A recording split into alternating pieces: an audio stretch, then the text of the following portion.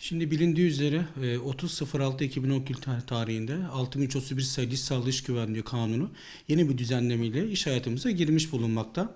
Tabi aslında kanun ruhu itibariyle ülkemizde yaklaşık her yıl 1700 ile 1800 arasında iş kazası sonucunda vefat eden çalışanımız var. Yine aynı şekilde yaklaşık 85 bine yakında maalesef iş kazamız oluyor her yıl. Tabii tüm bu gerçeklerden yola çıkarak özellikle son dönemlerde meydana gelen maden ve inşaatlardaki ölümlü kazalardan da yola çıkarak Sayın Başbakanımızın hazırlamış olduğu yeni İSG İş Sağlığı İş Güvenliği paketi ile ilgili olarak bir açıklama yaptı bildiğiniz üzere. Tabi aslında paketi incelediğimizde maalesef yeni hiçbir şey yok paketin içerisinde. Maalesef yine toplumda belli kesimlerin ihmal ederek düşürülmüş bir sistem. Peki kazaları nasıl önleyebiliriz? Neden iş kazaları olur noktasına baktığımız zaman paketin içerisinde olmayan ama aslında kazaları önleme noktasınca birincil öncelik olan bazı hususlar var. Bence bu noktalara bakmakta fayda var. Nedir o hususlar? Birincisi iş sağlığı, iş güvenliği uzmanlarının mutlaka bağımsız hale gelmeli. Nasıl bağımsız hale gelecek peki iş sağlığı, iş güvenliği uzmanı? Şu şekilde bağımsız hale gelecek. İşverenler tıpkı SSK primi öder gibi iş sağlığı ve güvenliği primi ödemeli. Toplanan bu primler bir fonda toplanmalı ve iş güvenliği uzmanları ücretlerini, maaşlarını devletten almalı. Yani işverenle birebir maaş ve ekonomik ilişkisi olan bir iş sağlığı ve iş güvenliği uzmanının bağımsız ve özgürce hareket etmesi bu anlamda mümkün olmayacaktır. Dolayısıyla kazaları gerçekten önlemek istiyorsak birincil yapacağımız şey bağımsız bir iş sağlığı iş güvenliği sistemini kurmanın yoluna geçmek. Aynı şekilde 6331 sayılı kanuna baktığımız zaman şöyle bir ibaresi var. Eğer İş sağlığı ve güvenliği noktasında tehlikeli bir durum varsa hayati anlamda iş sağlığı iş güvenliği uzmanı bunu işverenine söyler.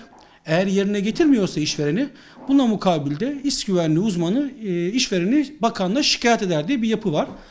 Dolayısıyla zaten ücretini işverene alan bir iş güvenliği uzmanının bakanlığa işvereni şikayet etmesi bu anlamda mümkün olmayacaktır. Geçerli de olmayan bir yapıdır. Dolayısıyla birinci olarak mutlaka iş sağlığı iş güvenliği uzmanlarının bağımsız hale getirilmeli. Bu birinci önemli nokta.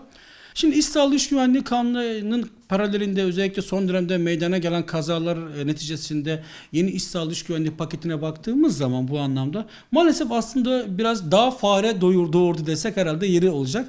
Beklentiler maalesef bu anlamda yine boş çıktı. Şöyle ki yeni diye sunulan süreçlere baktığımız zaman maalesef birçoğu zaten halihazırda mevzuatımıza yer alan hususlar. Orada pakette baktığımız zaman işte meslek eğitim zorunluluğu olacak yaklaşımı zaten 2002'den beri var olan bir yaklaşım zaten 2009'dan devam eden süreçte. Bunun dışında özellikle maden de çalışanların hayat sigortası olacak kavramı çok komik. Bu kimseye yararı olmaz. Hayat sigortası ancak işverenlerin özellikle kaza sonrası oluşacak tazminatların tanzimine yol olarak bir yapı olabilir. Dolayısıyla bu da çok anlamlı bir yapı değil. Yine kaza sorumluluğunu yapı denetim firmalarına vereceğiz. Yaklaşıma doğru bir şey değil. Dolayısıyla sorumluluğun bir başka yere delege edilmesi problemi çözme noktasında doğru bir adım değil. Dolayısıyla bu da çok anlamlı bir çözüm önerisi değil. Yine aynı şekilde sosyal imkanları noktasında maden çalışanların veya yapı işleri çalışanlarının bir takım sosyal düzenlemeleri tekrar yapacağız yapısı da maalesef doğru değil. Bakın bu çok önemli bir noktadan altını çizeyim. Ülkemizde yaklaşık 3 milyon iş yerini denetleyen iş sağlığı ve güvenliği müfettiş sayısı bakanlığın resmi rakamlarına göre söylüyorum, 2003 verilerine göre söylüyorum, 512 tanedir.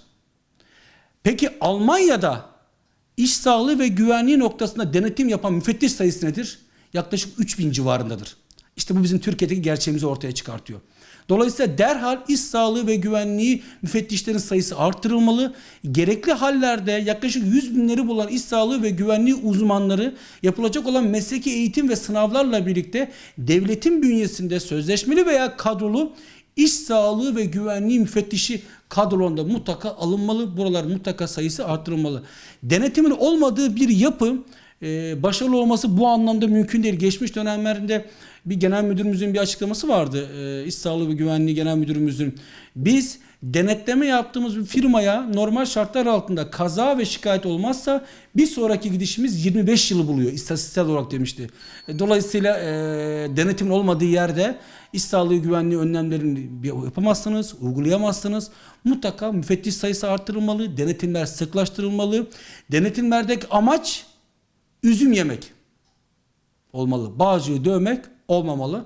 Dolayısıyla bu yeni paketindeki eksikler noktasına baktığımız zaman zaten göreceğiz de yeni paket de buradaki kazalarımıza derman olmayacak. Buradaki sorunlarımızı çözmeyecek.